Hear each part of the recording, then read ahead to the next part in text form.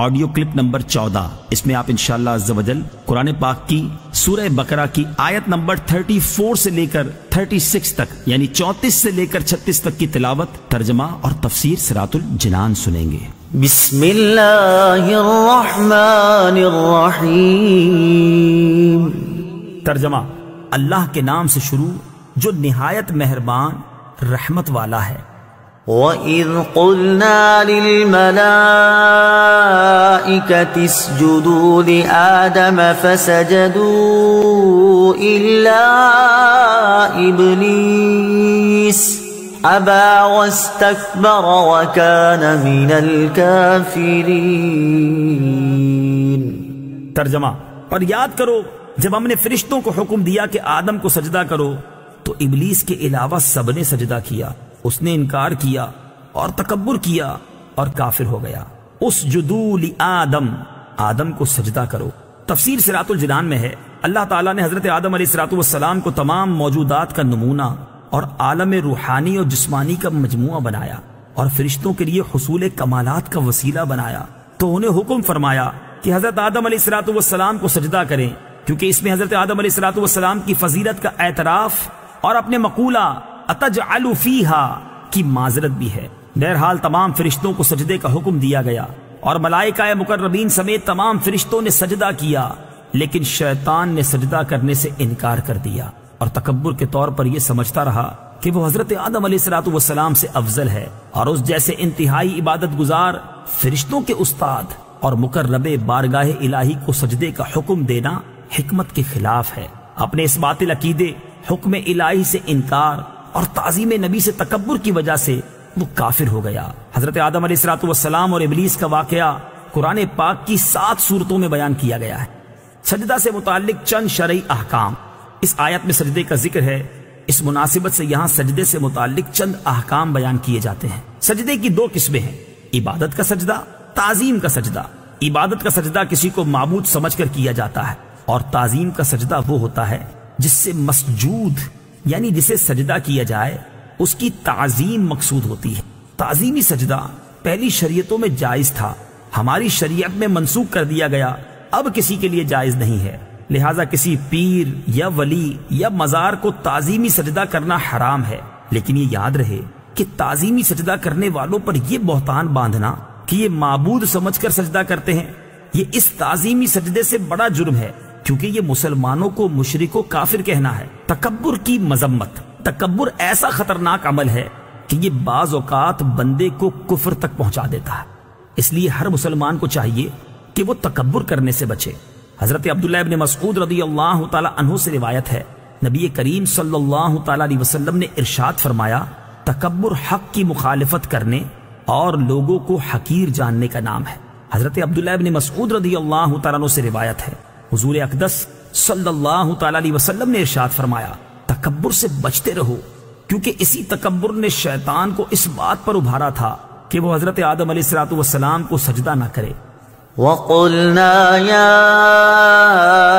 آدَمُ اسْكُنْ أَنْتَ وَزَوْجُكَ الْجَنَّةَ وَكُلَا مِنْهَا رَغَدًا حَيْثُ شِئْتُمَا وَلَا تَقْرَبَا هَذِهِ الشَّجَرَةَ فَتَكُونَا مِنَ الظَّالِمِينَ فَأَزَلَّهُمَا الشَّيْطَانُ عَنْهَا فَأَخْرَجَهُمَا مِمَّا كَانَا فِيهِ وَقُلْنَا اهْبِطُوا بَعْضُكُمْ لِبَعْضٍ عَدُوٌّ وَلَكُمْ فِي الْأَرْضِ مُسْتَقَرٌّ وَمَتَاعٌ إِلَى حِينٍ۔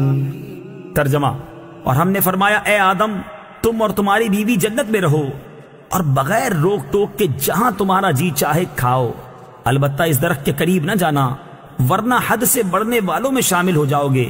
تو شیطان نے ان دونوں کو جنت سے لغزش دی، پس انہیں وہاں سے نکلوا دیا جہاں وہ رہتے تھے، اور ہم نے فرمایا تم نیچے اتر جاؤ، تم ایک دوسرے کے دشمن بنو گے اور تمہارے لیے ایک خاص وقت تک زمین میں ٹھکانا اور زندگی گزارنے کا سامان ہے۔ یا آدم اسکن انت وزوجک الجنہ، اے آدم تم اور تمہاری بیوی جنت میں رہو۔ تفسیر صراط الجنان میں ہے، یہاں سے حضرت آدم علیہ الصلوۃ والسلام اور ابلیس کا واقعہ بیان کیا گیا ہے، اور اس کا خلاصہ کچھ یوں ہے۔ حضرت آدم علیہ الصلوۃ والسلام اور ابلیس کے واقعے کا خلاصہ: حضرت آدم علیہ الصلوۃ والسلام کو سجدہ نہ کرنے کی وجہ سے شیطان مردود ہوا تھا، لہٰذا وہ حضرت آدم علیہ الصلوۃ والسلام کو نقصان پہنچانے کی طاق میں رہا۔ اللہ تعالیٰ نے حضرت آدم علیہ الصلوۃ والسلام اور حضرت حوا رضی اللہ تعالی عنہا سے فرمایا کہ جنت میں رہو اور جہاں دل کرے بے روک ٹوک کھاؤ، البتہ اس درخت کے قریب نہ جانا۔ شیطان نے انہیں وسوسہ ڈالا اور کہنے لگا کہ تمہیں تمہارے رب عز و جل نے اس درخت سے اس لیے بنا فرمایا ہے کہ کہیں تم فرشتے نہ بن جاؤ یا تم ہمیشہ زندہ رہنے والے نہ بن جاؤ۔ اور اس کے ساتھ شیطان نے قسم کھا کر کہا کہ میں تم دونوں کا خیر خواہ ہوں۔ اس پر انہیں خیال ہوا کہ اللہ پاک کی جھوٹی قسم کون کھا سکتا ہے۔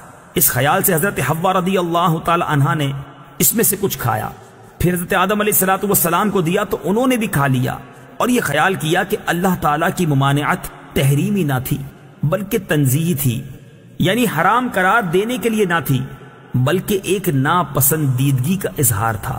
یہاں حضرت آدم علیہ الصلوۃ والسلام سے اجتہاد میں خطا ہوئی، اور خطائے اجتہادی گناہ نہیں ہوتی، چنانچہ شیطان کے دھوکے کی وجہ سے انہوں نے اس ممنوعہ درخت کا پھل کھا لیا، اور پھل کھاتے ہی ان کے پردے کے مقام بے پردہ ہو گئے، اور وہ اسے چھپانے کے لیے ان پر پتے ڈالنے لگے۔ اس وقت اللہ تعالیٰ نے فرمایا کہ کیا میں نے تمہیں اس درخت سے منع نہیں کیا تھا، اور میں نے تم سے یہ نہ فرمایا تھا کہ شیطان تمہارا کھلا دشمن ہے؟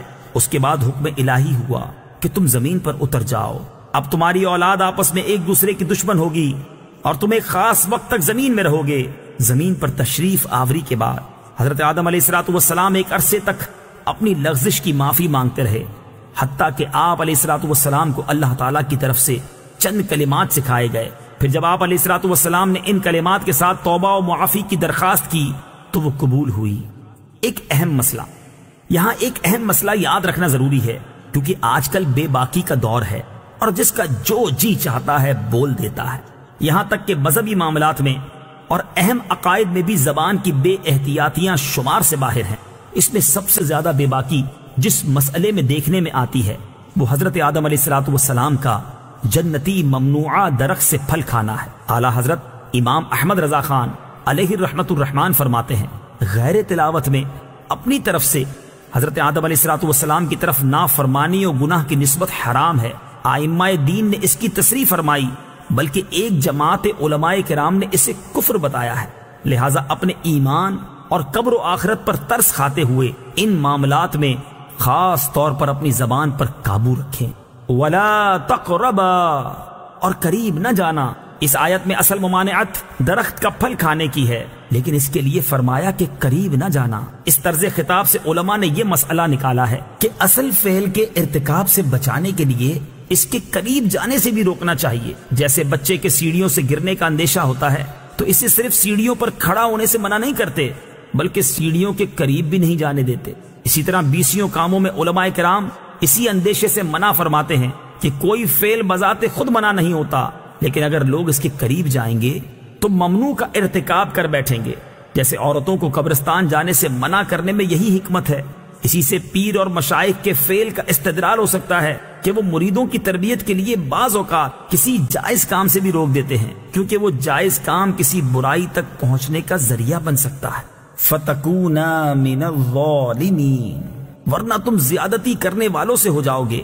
ظلم کا معنی ہے کسی شے کو اس کی اپنی جگہ کے علاوہ کسی اور جگہ رکھنا، اور یہاں آیت میں ظلم خلاف اولا کے معنی